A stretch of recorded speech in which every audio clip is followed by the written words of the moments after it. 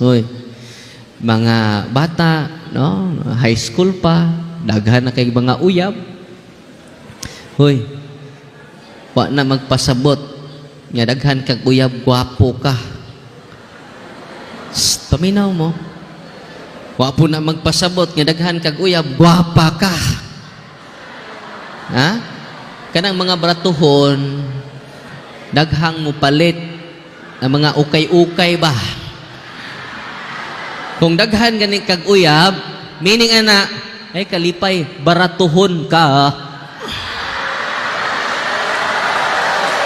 Kada mga ang palakiro kay dagko, mga bratuhon na di na magpasabot nga gwapo ka. Wa po na magpasabot nga gwapa ka. Bratuhon ka.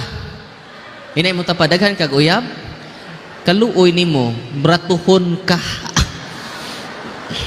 Pero katong mga branded, gamay ra kay namalit. Nga naman, mahalon. Wala mga estudyante, mga high school, papaning uban, mga college, ayaw mo kaguol, wa mo'y uyab.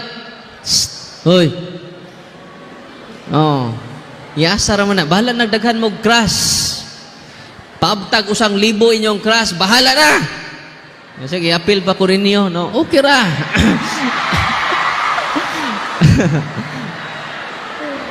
Inig kahuman, Rajod. No? Kay daghan karon, nagagbay pagtutoy, dagko nagtiyan.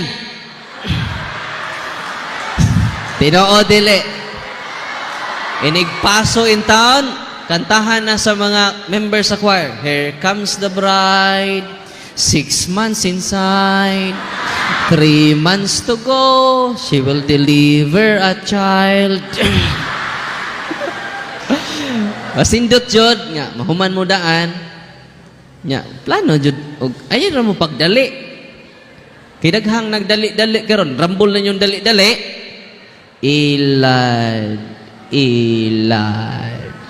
Nga naman, sayo man ni bilangkad. O na ang tiyan, ni buskad.